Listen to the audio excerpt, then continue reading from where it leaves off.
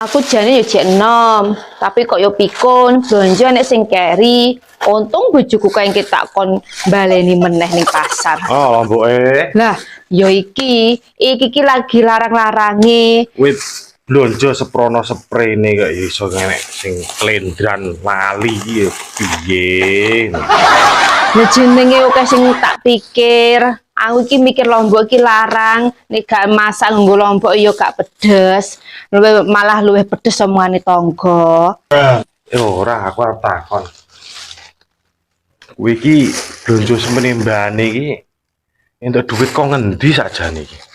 Aku mau ki lipet baju, kabeh tak toto sak lemari kae. Delalah ning celana lepis mau nek dhuwit ya tak ki blonjo to. Masalah, ning celana lepisku. Iya. Lah wis banget itu tak ki blonjo ning pasar. Untuk barang oke, seneng aku. Ya Ya iyalah. Allah, Bu. Iku duwite koncoku dititipne aku. Lah mikirku dikenapa aku iso blonjo barang oke iki lho, Iku blonjo nang ngijoli terus piye? Lah pikiran dhewe, kepengin aku wareg.